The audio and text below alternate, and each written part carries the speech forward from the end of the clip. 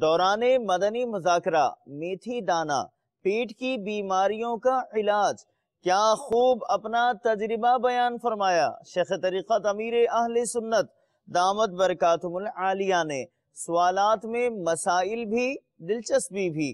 مثال پیش کرتا ہوں، سوال کیا گیا صلو علی الحبیب کہاں لکھا ہے؟ شیخ طریقت امیر اہل سنت کی جانب سے ارشاد ہوا صدر عطار پر۔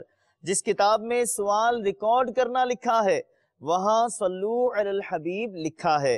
باپا جان نے عیادت فرمائی اور جلاسے کے دوران اشعار بھی پڑھے۔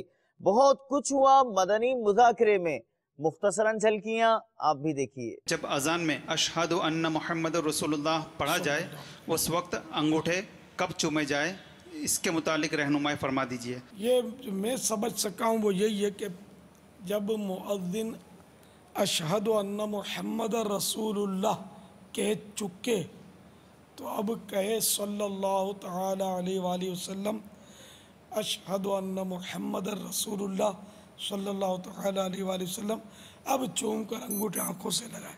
اگر نماز کی حالت میں موبائل گر جائے یا کوئی قیمتی چیز سامنے رکھی ہو اور کوئی لے کر بھاگ جائے تو اس وقت ہمیں کیا کرنا چاہیے؟ اپنا یا کسی کا موبائل کو لے کر بھاگے تو 1 درہم سے تو یہ زیادہ ہی قیمت کا ہوتا ہے، تو 1 درہم یا زیادہ کا اس طرح مطلب ہے کہ نقصان ہو رہا ہو کہ کوئی اپنی چیز لے کر جیسے چور بھاگا یا دوسرے کی چیز اس طرح کی لے کر بھاگا تو یہ بچا سکتا ہے اس کو، اس چیز کو، تو پھر نماز توڑ دے اور چور کو پکڑ لے اور اپنی چیز وصول کر لے اور بعد میں یہ نماز دوبارہ پڑھ لے۔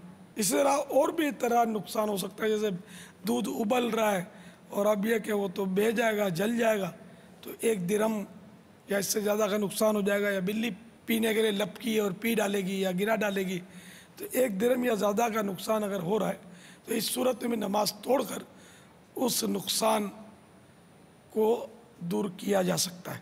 آئینے میں دیکھنے کی دعا بتا دے گا، مدینے کی تصویر تحفے میں ملے گی، بتانی اللہ کے لیے ثواب کی نیت سے۔ جی۔ بسم اللہ الرحمن الرحیم، الصلاۃ والسلام علیک یا رسول اللہ وعلی آلک و اصحابک یا حبیب اللہ، اللہم انت حسنت خلقی فحسن خلقی، الصلاۃ والسلام علیک یا نبی اللہ وعلی آلک و اصحابک یا نور اللہ۔ ماشاءاللہ۔ اس کے معنی بتا دیں۔ اے اللہ، جس طرح تو نے مجھے حسن دیا اس طرح میرے اخلاق بھی اچھے کر دے۔ جواب درست ہے۔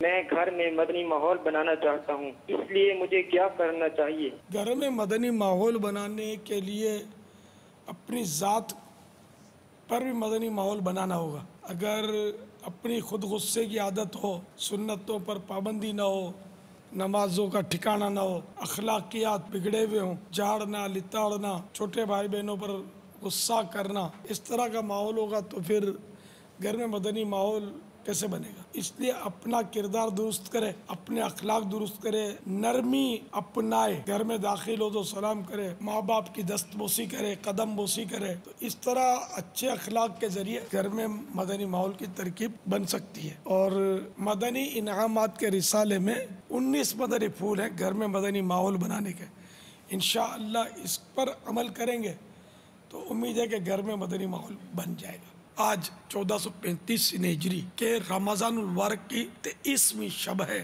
آج اوبی بین کے ذریعے مدنی مذاکرے میں شرکت، پونن وال، ضلع جہلم، پاک حنبلی کابینہ۔ باپا جان، آپ کی بارگاہ میں میرا سوال یہ ہے کہ دودھ پیتے بچے کا پیشاب ناپاک ہوتا ہے؟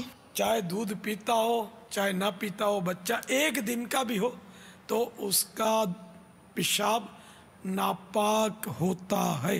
دیواروں پر وظیفے لکھنا کیسا ہے؟ رہنمائی فرما دیجئے۔ ذاتی جو مالک ہے اور اپنی گھر کی اندرونی دیوار پر وظیفہ لکھا اور قلم سے لکھا تو اس میں یہ ہے کہ یہ اس کی مدت زیادہ ہوتی نہیں ہے، یہ مطلب جھڑ جاتا ہے بعض اوقات۔ ادب یہ ہے کہ کسی کاغذ میں لکھ لے، فریم کرا لے، یا کاغذ میں لکھ کر گتے پہ چسپاں کر کے لٹکا دے۔ جس دیوار پر یا ظاہر ہو لکھ لیا وہ دیوار وہ گرے گی نہیں انشاءاللہ۔ میرا حضرت آپ سے سوال یہ ہے کہ صلو علی الحبیب یہ کدھر لکھا ہوا ہے، کون سی کتاب میں لکھا ہوا ہے؟ صدر العطار عطار کے سینے پر لکھا ہوا یوں، میں سمجھانے کی عرض کر رہا ہوں. تو اردو میں مدنی چینل کو سوال ریکارڈ کرواؤ، یہ جس کتاب میں لکھا ہو نا اس کتاب میں یہ بھی لکھا ہے صلو علی الحبیب. یہ الفاظ نہ صحیح لیکن قرآن کریم میں یہ تو ہے نا صلو علیہ وسلموا تسلیما، ان پر نبی پر درود بھیجو اور خوب سلام کو خوب سلام بھیجو.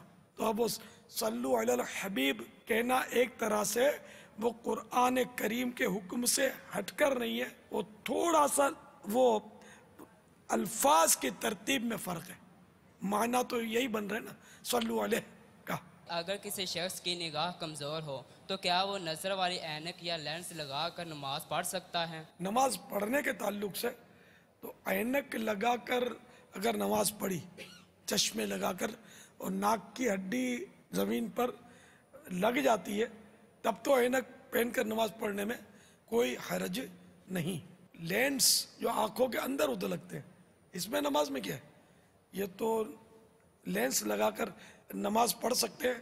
اور شاید یہ ذہن میں ہوگا کہ پتہ نہیں وضو ہوتا ہے کہ نہیں ہوتا، تو آنکھوں کا اندرونی حصہ جو ہے نا یہ وضو اور غسل میں دھونا فرض ہی نہیں. میتھی دانہ کیا ہوتا ہے اور اس کے کیا فوائد ہوتے ہیں؟ اللہ تعالیٰ کی بے شمار نعمتوں میں سے ایک نعمت ہے اور صحت انسانی کے لیے بھی بہت مفید. میتھی میں وٹامن بی، فولاد، فاسفورس اور کیلشیم کی موجودگی جسمانی کمزوری اور خون کی کمی دور کرتی ہے. میتھی آنکھوں کی پیلی رنگت، منہ کی کڑواہٹ اور دل خراب ہونے کی کیفیت ختم کرتی ہے. جس کے منہ سے لعاب یعنی رال بہتی ہو اس کے لیے میتھی کا استعمال حیرت انگیز تاثیر رکھتا ہے.